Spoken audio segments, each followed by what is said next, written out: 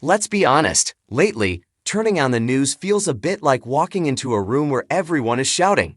But sometimes, late-night television steps in to be the voice of reason, or at least, the voice of sanity we desperately need.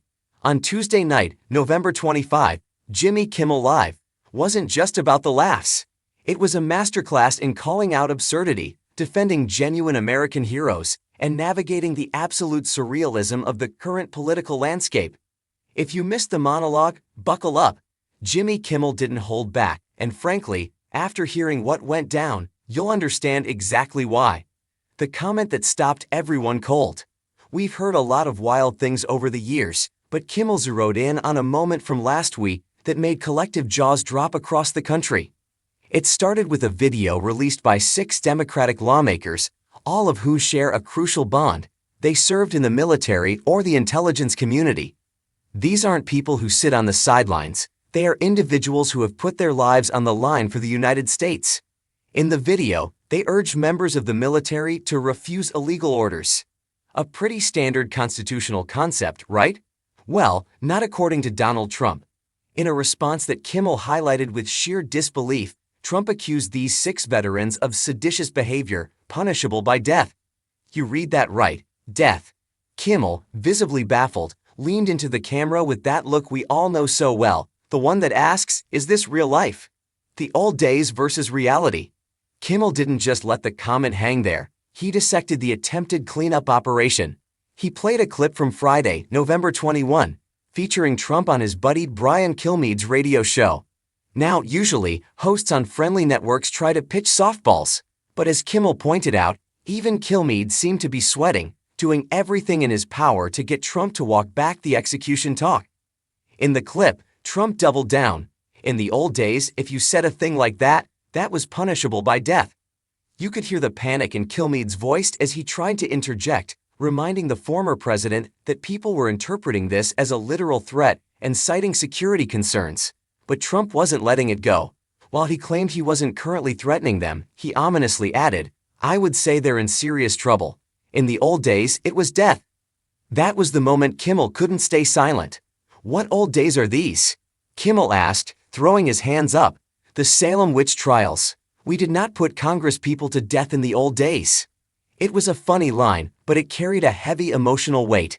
It reminded us that the rhetoric we are hearing isn't normal, historical, or patriotic. It's dangerous. And sometimes, you have to laugh to keep from screaming. Attacking an astronaut? Really? Here is where the monologue shifted from political satire to genuine defensive character. Kimmel took a moment to spotlight exactly who Trump was attacking. One of the primary targets of this punishable by death rhetoric is Senator Mark Kelly, DAZ. If you don't know Mark Kelly's resume, prepare to be humbled. As Kimmel listed off Kelly's achievements, Kelly also happened to be a guest on the show that night. The audience erupted. Captain in the Navy. Flew 39 combat missions over Iraq and Kuwait. A literal NASA astronaut. Kimmel looked at the audience, letting the irony sink in. The Pentagon has reportedly threatened to court-martial Kelly over the video, which just adds fuel to the fire. I mean, if Trump starts going after our astronauts, who's next? Kimmel quipped, breaking the tension. Lauren Sanchez, Katy Perry, where does it end? It was a moment of pure relatability. We all look at guys like Mark Kelly as the best of us. To see them targeted with such violent language feels personal to anyone who respects service. Kimmel stood up for the good guys, and the audience loved him for it. The surreal twist, Rush Hour 4? Just when you thought the monologue couldn't get any weirder, Kimmel pivoted to entertainment news that is somehow inextricably linked to politics. Apparently, Paramount is working on Rush Hour 4, at Donald Trump's request. Yes, you heard that correctly. The shift from treason accusations to buddy cop sequels is enough to give you whiplash, but Kimmel handled it with his signature snark. He likes the Rush Hour movies because that's the last time he got Eric to be quiet for 90 minutes, Kimmel joked, earning a roar of laughter. But there is a darker layer here too. The sequel reportedly marks the return of director Brett Ratner. As Kimmel sharply pointed out, Ratner hasn't made a movie in 10 years. Why? Because of allegations from multiple women regarding sexual harassment and worse. This is where Kimmel's friendly tone took a biting turn. He connected the dots in a way only he can. Now, Brett Ratner met the Trumps when Melania hired him to direct her documentary. Kimmel explained, setting up the knockout punch. One thing about Melania, she has really good instincts about men. Ouch. Why this matters. Kimmel concluded the segment with a message for the critics who claim Trump wastes a lot of time on nothing. Wrong, Kimmel declared. We're getting a Rush Hour 4, and next up, The Cosby Show. It was a mic drop moment. In a world where the news cycle moves a million miles an hour, segments like this are crucial.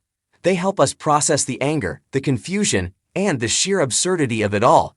Jimmy Kimmel didn't just rid the news Tuesday night. He channeled exactly what millions of Americans were feeling at home. He defended the heroes, mocked the villains, and reminded us that while things might be serious trouble, we're all in this crazy timeline together.